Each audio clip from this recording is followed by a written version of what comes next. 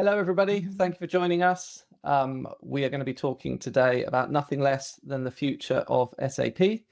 I'm joined by Emma Chambers from Calor, where she is the head of applications and platforms, and also the co-chair of the S/4HANA community within the SAP user group in the UK. Also, Gerren Mayne, who's regional vice president for SmartShift, and Brandon Drumgoole, North America SAP ERP Lead at Daer. Thank you very much for joining us today, everybody. First question was, a few weeks ago, I wrote an article. I asked a question off the back of what we saw at Sapphire in Europe and America around whether SAP's focus was out of line with customers' priorities. For the first time I can remember, there was no mention of S/4HANA at all, really, at Sapphire, and yet 2/3 of customers have yet to make that move. Brandon, if I can ask you first, how did you feel about that? How aligned? What are your priorities as an organisation? And your focus on the move to S4, and how aligned was that with what you heard from SAP at Sapphire? Well, as you previously know, Daher did a carve out from a company that they had acquired, and so when they did the carve out, there was a lot of bad data brought over. So for the last 2 years, we've been trying to fix the data. So going to S4 at this moment, we would have to do a greenfield because the data is so bad. Right now, it's for North America, there's several locations that need to be upgraded. The corporate environment is already on S4, but in North America, I think there's 3 locations that need to be upgraded. So between now and 2027, the plan is to basically upgrade those locations to S4. We really haven't started the discussion other than just having a top level discussion and coming up with some dates, because there's a lot of cleanup that we're still trying to work through to get to S4. And with regard to what you heard from SAP, at Sapphire, which was a lot around the business data center, and B2P, AI. Yeah, we're not even there yet. To get to AI and all of those enhancements, you got to have clean data. Right now, our data is not clean, so we're trying to get there, but it's not AI and B2P and all these new SAP offerings. They're not high priority for us at this moment. Right now, it's just making sure the system is stabilized, the data is good, and then from there we can plan the S4 migration. Yeah. So your concerns and priorities are a bit more fundamental at the moment before you start looking forward too much. Gerren, how does that sit with kind of what you've seen at Sapphire, what you talk to customers about? Well, I'm going to give you my gut feel when I was there, and subsequently how my thoughts have changed since. I have to be honest with you. When I was there, and it might have been the heat of both Orlando and Madrid. I have to say, initially, I was like, what am I listening to? This feels like a 1995 explanation of ERP. There was that kind of setting, the business suite, like you say, there's no mention of S4. And then there was a lot of focus about AI. And I at the time was getting quite frustrated because I thought you're seeing a lot of customers that are currently on ECC6. We're in tough economic times, geopolitical problems, and you're painting this picture of utopia, and you're making that utopia look greater and greater. But there's this chasm that customers have to jump through and get over, and that's the main. Exactly. So my exactly. So my when I was sat there, I was thinking, this is, I think SAP, you're missing a trick. You're not acknowledging how do we help customers on that journey and move. I think my view changed subsequently on a few engagements with customers in that situation. And that's why I'm going to predicate what I said, because actually a few of them said, actually, we do get it. We do get the fact that AI is something that is not just another buzzword. We are seeing the practical applications of it. There were, I think, 130 use cases or more being demonstrated. And actually, if we need to be able to see something that we can build a business case around. So whilst maybe the tooling wasn't so much focused on, the actual kind of vision of the future and how that builds into the business case did. So I kind of, as I say, I had this gut feel, which was really, are we missing something here? I certainly felt we were, but subsequently, some of the conversations I've had have kind of said, well, do you know what? It wasn't so bad, and it's made us go away, re-look at what we could gain out of moving to S4. And Emma, with coming back to that, with that vision of the future, given that Calor are already on S4 HANA, with your Calor hat on, is that what your the AI business BDC is that the kind of thing that you want from conferences like Sapphire?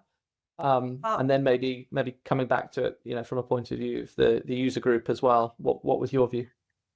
I'll do it the other way around if that's okay, because I think actually the challenges that we're facing at Calor, even though we're on S4, are not vastly different because we're not on RISE. So, on an on-premise S4 environment, it's not vastly different, I think, to what a lot of people are experiencing who are on ECC if they're not on RISE. So I think, look, it was a grand showcase, right? And these events always are. So they have to sell the dream, the big ambition.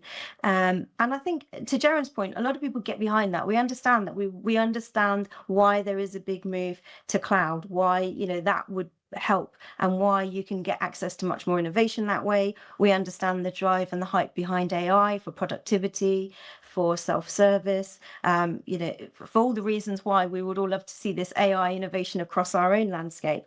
But half of ECC customers, half of SAP customers, as you say, more than half of them are still on ECC. And they don't have access to that innovation. And there genuinely is a feeling, I think, amongst the users that we talk to. Maybe this is, in contradiction to the ones that you're speaking to, perhaps, Gerren, the ones that come to the events are the ones that feel they need the help. And there was a feeling that there was a sort of a lack of practical assistance for users who still have to take that step to get onto S4, and also even more commercial complexity. And I think, this drive to say, let's simplify the points of entry by going back to Business Suite and understanding, the business focus around all the different lines of business, is then kind of, it belies the complexity that's actually behind that. There's more different pricing models now if you're, in a hybrid mix. Moving to monthly consumption if you're on RISE, but you've still got the FUE model if you're not on RISE, or you still got the FUE model in some parts of the deployment. It all gets quite confusing. And I think even SAP salespeople can struggle to articulate how you get your licensing priced and your modules priced. So I think that that sort of navigation is still really difficult if you are on ECC, but also if you're on-premise, even if you're on S4. And then moving to the S4 users, again, if you haven't already made the move to RISE, when you start to get access to all of the, Joule and all the AI innovation, then there's often a feeling that the push for cloud is kind of, out of reach for you, and it's at the expense of the traditional users that might have built up the successful company that SAP is today. So some people do feel a little bit, I think, sort of disenfranchised by that. So if you're on premise now, you're facing rising costs. You've probably got technical debt. You're lacking those innovation opportunities, and now you're facing end of support deadlines, or you might have passed them, because if you're an early adopter of SAP S4 HANA on premise, as we are at Calor, you're already potentially not in mainstream maintenance. And then you've got big decisions and another big investment case to make for if you want to go to RISE, if you've got an upgrade to do, further simplification to do. And you may not even have seen the return on investment from your significant project to get you to S4. So it's also quite a difficult position to be in. Yeah, it's an interesting point, isn't it, about early adopters almost being penalized for that, moving to S4 before RISE was there, moving to S4 on versions that are themselves coming towards Honestly, our business units that are still on ECC have got support until 2030. We're on S4 and are facing a critical support deadline at the moment. So yes, it does feel a bit like a penalty sometimes. Mm. I don't think SAP do themselves any favors at times. They kind of get themselves into this. And I think as a bystander looking at that, you think these are the customers that were lighthouse customers back in 2018, 19, early adopters, taking that leap of faith, often being showcased by SAP. And as Emma said, now finding themselves in a position that some of the major, new areas of functionality are simply not available to them because it's only available on the RISE model. So I think, I know there's been some things done to try to correct that, and some comfort tried to be given to those customers, but even so, it's not a great position to be in. Coming to back to that point of practical assistance and where customers get that help from. I mean, SAP obviously don't completely ignore the path to S4, and that particularly that RISE cloud revenue is very important to them. And I did a call a bit like this with Torsten Spielmann from SAP's Business Transformation Center a couple of weeks ago, where he was talking about that product that SAP have released to help customers simplify that move to S4. But it's not talked about at the conferences. Or there's a section there, but up on the big stage, it's not mentioned. So the question there is, to what extent do customers expect to receive that kind of practical assistance from SAP? And, to what extent would it be more realistic to get that from partners? Gerren, let's get your view on that first. I think any customer would be within their rights to expect SAP to be looking, developing, enhancing tool sets that's going to make that journey as easy and as painless as possible. It's in their interest, it's in customers' interest, and it's there in patches. I don't think it's there as a coherent, this is a roadmap that will actually help you. And I know that a lot of the RISE teams at SAP do a pretty good job in actually helping customers on the journey. I think, as somebody that represents an organization that, uses automation to optimize and transform ABAP code for customers moving there, there's something that I find slightly odd, and it goes both with SAP and with a lot of the systems integrators, where you take systems integrator, they'll go and approach a customer, they'll give them a proposal, and they'll be saying to them, probably in their business advice, you need to be moving to an S4 platform, you need to be doing business transformation, you need to be doing AI, you need to be doing automation, getting the efficiencies and everything else.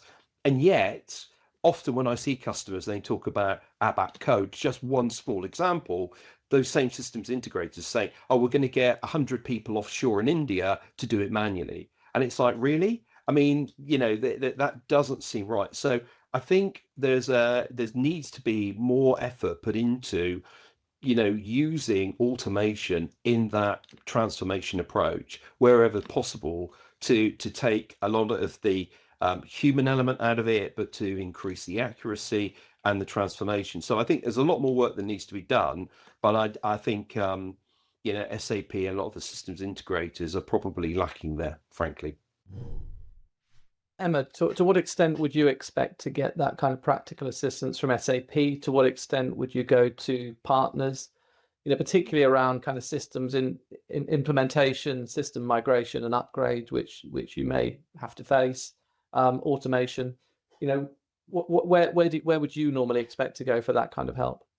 I would expect to get that, to be honest, from the SIs, and I think, you know, this is reflective of SAP's whole the ecosystem, and the message that was coming out of Sapphire is that this ecosystem is clearly based on extended partnerships. So all the partnerships with, you know, Databricks and AI and what's the other one? Perplexity.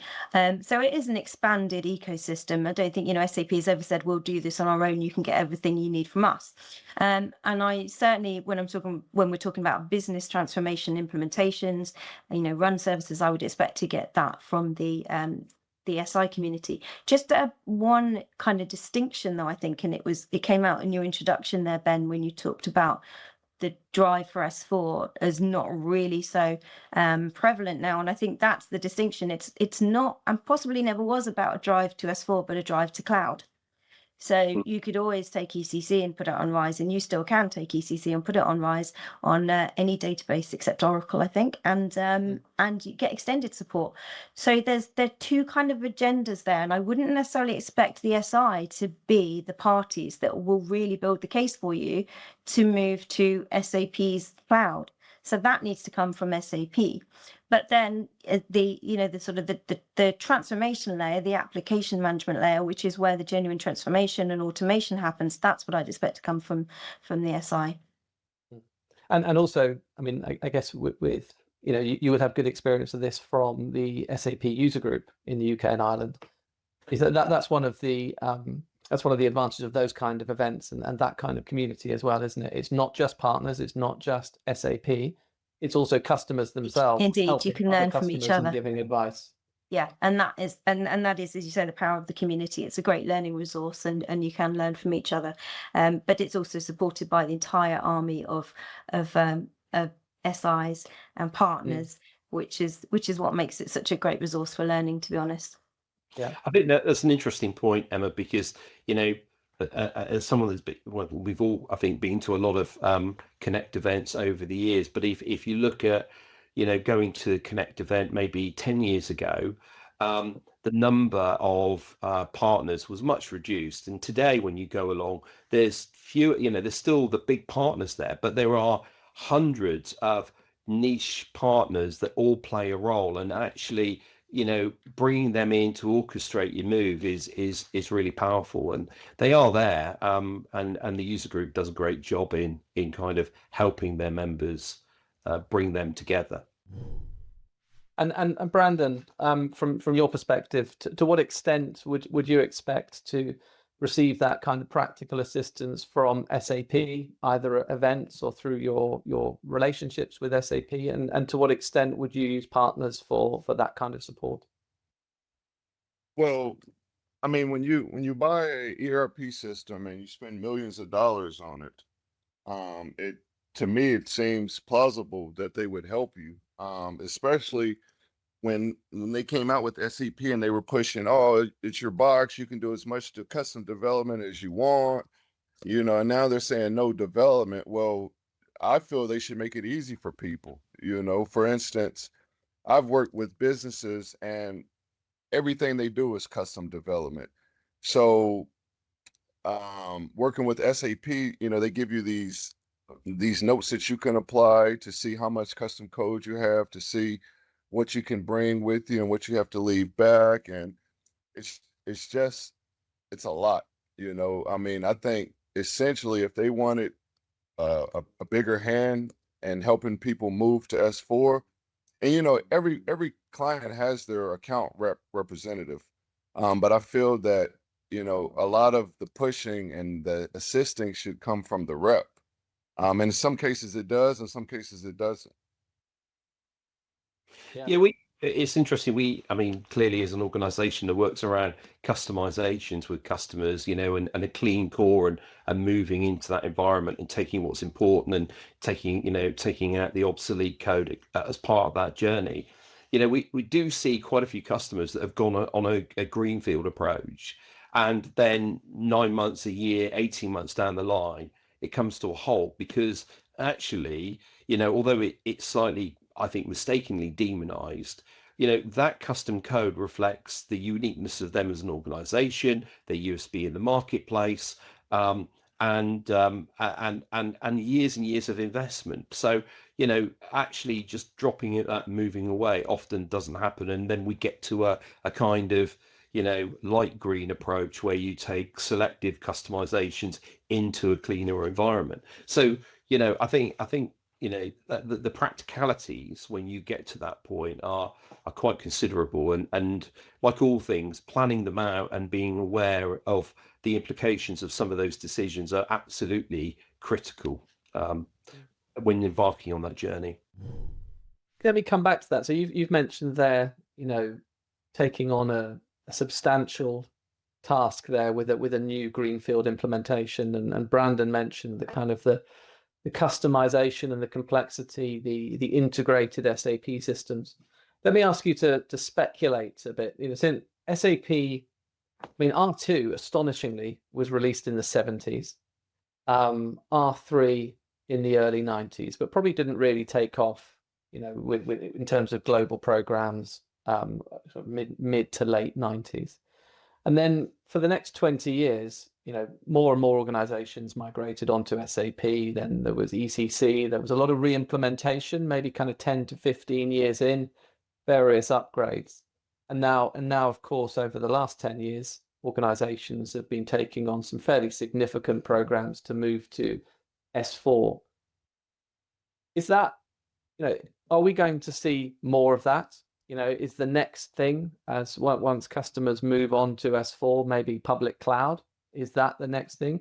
Or have we maybe reached, particularly in the SAP world, the end of these big implementation programs as customers take on, you know, more composable, best of breed IT? You know, it was all about moving off, you know, best of breed and onto one integrated, you know, intelligent system. And now it seems to be going the other way.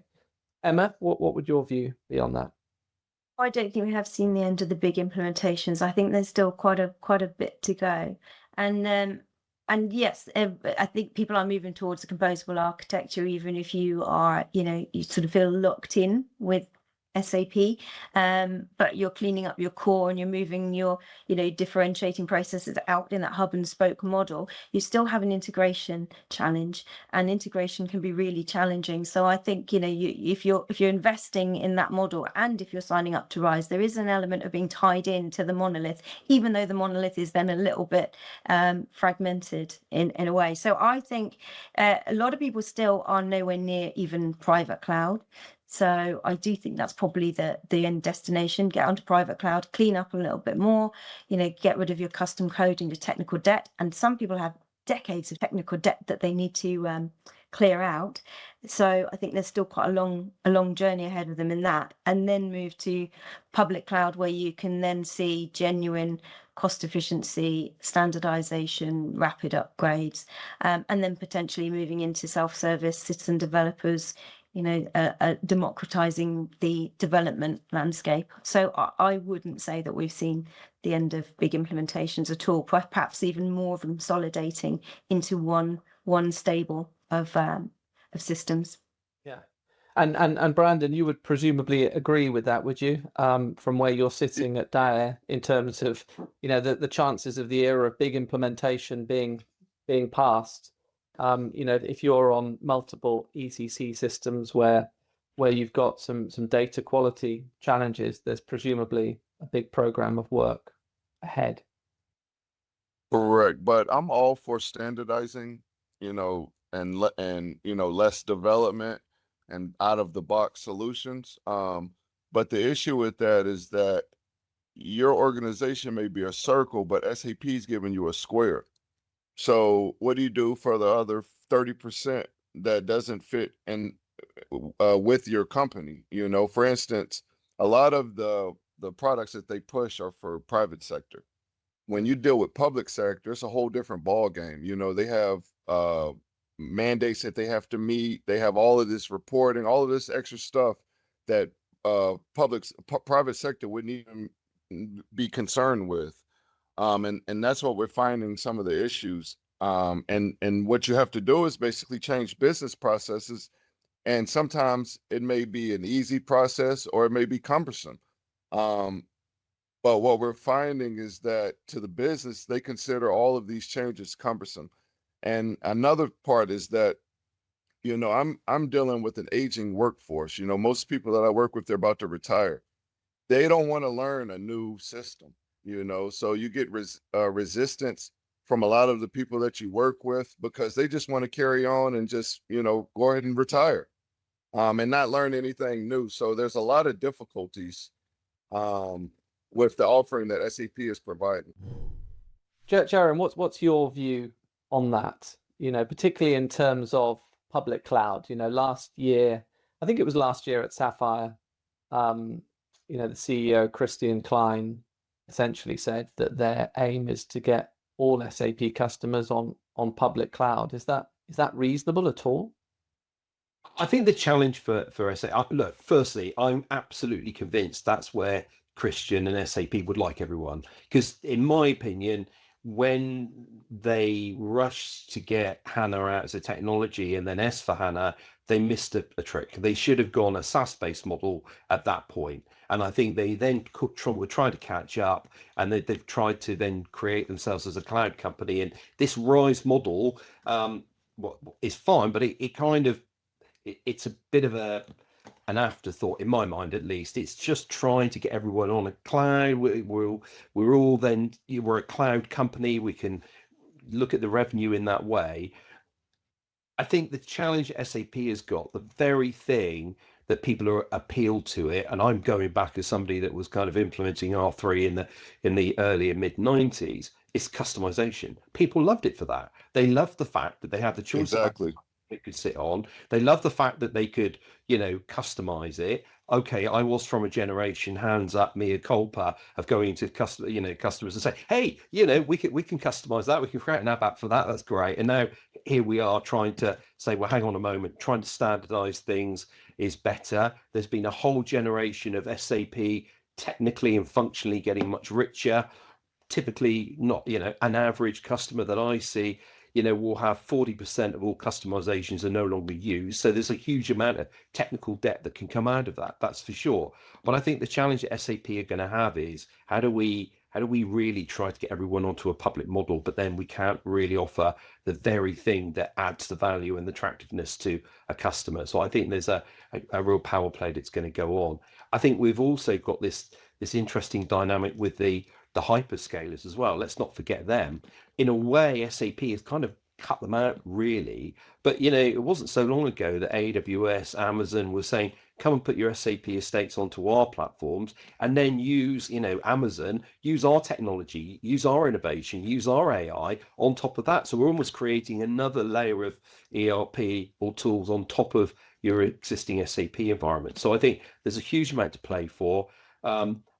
I'm with Emma. I think that the issue is that the thing that gives SAP the value, the big implementations, are still going to be a driving factor, and SAP have somehow got to be able to manage that. If they can come up with a solution that starts to take customizations outside of the main platform, and you can kind of play around with those, whether that's in a BTP environment or whatever, so you can independent of that but interacting, I think that's probably where we might go. But if I was going to be a wave of magic wand, I'd say that would be the kind of utopia. I think you're right about the RISE narrative, which is why the message has changed now. It's no longer a thing or a product. It's the journey, isn't it? And if you're legacy, you'll rise. If you're new customer, you'll grow. So it isn't about selling you RISE. It is about getting you to the cloud. It's all about cloud. And let's be honest, right? I mean, I don't want this to be a big dig at SAP, because it's not. SAP needs to be successful, and if it wasn't doing cloud, if it wasn't having that, and it wasn't coming out with cloud and AI and those technologies, we'd be all complaining that they're not bringing innovation. So they are bringing innovation. We need, as partners, as customers, for SAP to be successful. So anything that happens, I just feel that there's a bit of a dynamic going on where it's kind of, they're trying to address something where, the horse bolted from the stable a few years ago, and it's trying to, how do we control that narrative now?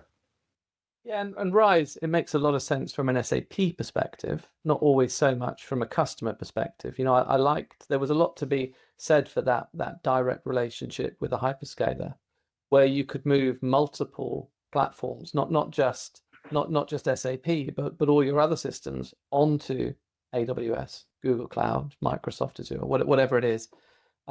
And then potentially use that as a new channel to innovation, where you've got all of that data in one place. If all of that's through Rise, that does kind of ignore the fact that most SAP customers don't only use SAP, so it's only ever part of the answer. And this is part of the fear around lock-in. It's not just commercial lock-in, it's technical as well, as you say, kind of isolating your SAP environment to an extent, coupled with the fear that people have around, the cultural shift of giving away the keys to the castle to some extent. So there's still lots of, as you say, technical, operational, cultural, and financial barriers to people getting to public cloud, and that I think this is the challenge that we're laying down. This is where SAP needs to really help to help people on that way. Yeah, and I think with public cloud, it feels like we're still a long way off the major companies moving their biggest systems onto public cloud. Smaller acquisitions maybe, or new greenfield customers into SAP.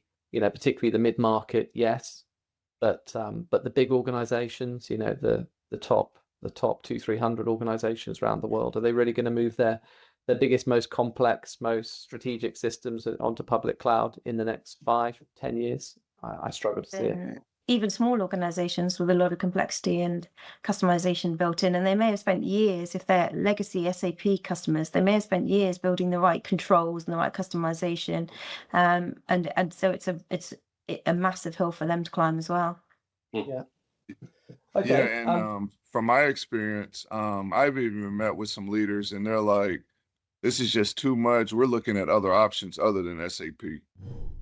Brandon, if I just come to you first on the last question, just a quick fire prediction. What's the future for with regards to SAP and AI? Well, SAP and AI will be as is for the companies and the partners that stay. I think they're gonna lose some customers with this S4. It seems like they're pushing everyone to Rise. They extended maintenance to 2030. If you go Rise, you have to 2033. So it seems like, to me, basically, they're trying to get rid of all development. That's on their side. If you put in a ticket, for any development, they normally don't help you anyway. But my take is that by them pushing little to no development, they can relieve themselves of some of the developers that they have, and then so they're reducing their costs, and then they're sending everybody to cloud, so they're increasing their revenue. It just seems like a money grab to me. Again, like I said, I've met with leaders. I do all of these IT events. A lot of the companies in Miami, they're looking at other options like Oracle, other databases. Other ERP systems. Yeah, and particularly in America, I think SAP is very dominant in Central Europe. All of Europe, but Central Europe particularly. But in North America, that's not quite the case, is it? A lot of our North American customers would have as much of their estate on Oracle as they would on SAP. Correct. And I think Oracle, they passed SAP. I want to say I saw an article about that maybe a couple months ago, that they had passed SAP in sales. Yeah. Gerren, prediction. What's the future of AI in a kind of business setting, particularly with regard to SAP? I think it would. You're already beginning to see it, and I alluded to it at the top of this call. I think you're seeing like the human first approach and agentic support. I think then what you're going to see is the kind of agentic first and then human kind of support after, and then I think you're going to go fully agentic into the future. I think customers at the moment, I have this big debate with people when we talk about AI at the moment. Is it AI or is it automation? And often I think those two get confused or passed off as one of the same things by organizations wanting to be the latest AI organization. But fundamentally, that's what I think we're going to see. We're going to see that evolving. I think we're using AI now in our own personal lives, and I think once you start to do that and you understand the power, but also the limitations of it, I don't think it's a panacea at the moment where it's gonna, we'll wake up in the morning and the world is being run by AI. I think that's a long way off, but I do think we're going to see AI coming in with us supporting it, as I say, and then that begin to flip before we get the confidence to say, okay, we'll let that run its stuff. But I still see AI doing the kind of repetitive, well, not repetitive, but the tasks really that allow humans then to start making better, bigger decisions and looking at more innovation. And even that process might use AI in part of that, but fundamentally that's where I see it going for the foreseeable future. Yeah, I think if you're working in and around technology and you want investment, whether that's like internal budget or external investment, there's a strong push to include an element of AI at the moment, isn't there? But beyond the hype, Emma, what's your feeling? What's your prediction around AI and how that's going to develop over the next 10 years or so? You're right, there's a lot of hype, and I think we all know what we'd like to see from AI, from helping us to improve productivity, reduce error, get better insights, provide a really genuinely transformative experience for users and for customers. And I think, as Gerren said, the big buzzword and the way where it's really going to make a difference is in agentic AI. But the flip side to that is, at the moment, we still are yet to see these use cases.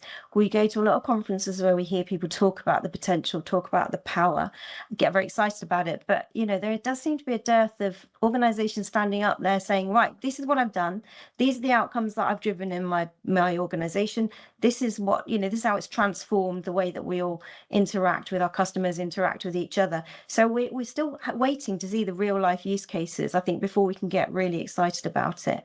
But at a basic level, even, I think that the transformation will come, firstly, in just having, natural language, prompt-driven interaction with the systems that replace the old interfaces. And I think that, when we're all there, will be transformative. I do think it comes with one other challenge, though. We talked a little bit about with other people that I was at Sapphire with, in that we're not talking a lot about the sustainability concerns of AI. AI is hugely thirsty on resources, and the more that we put into it, I think the more responsibility there is on organizations to think about how are we going to actually make this sustainable. And there is a real potential there for the resources to be so vast that it needs that, where do we draw the line? Because people, I think, just want to use AI everywhere, and we may have to be more selective. Sustainable and ethical as And well, ethical I as guess, well. beyond that. Yeah. Yeah. I think, anyone that's used AI in their kind of personal life, you can't be anything but astonished about what's possible. If I were to try to speculate, where does this go? I don't think I'd have the first idea. I mean, it's interesting if you think back to, the internet, when it really started to take off around the turn of the century. You had the dot-com boom, loads of excitement, loads of hype. It's going to change how we live. And then, as often happens with new technology, you get past that kind of bubble, and then there's disappointment. Well, where did that go? There was nothing really. What was the big deal until smartphones came along, and then it really has changed how people live. And then obviously other things like kind of working from home following COVID and all the rest of it. And I think, I don't think we can. It's hard to speculate at the moment, isn't it? Is where does this software go? What other hardware develops around it? What human scenarios take place? For me, it is one argument. I don't think it's enough, but in terms of companies upgrading to S4 and consolidating systems and all that kind of housekeeping that you're going to need to do, it is a bit of an argument actually to get some of that done, because you don't really know. It'd be hard to get a budget based on that kind of statement. But in 5 years' time, what will be possible through AI? I've got a feeling you'll wish you were on a single, fairly clean, upgraded, modern, enterprise platform at that point, rather than going through the middle of that and trying to, to take advantage of everything that's happening, with artificial intelligence. That's the end of the call today. Those are the end of the questions. Thank you very much, everyone.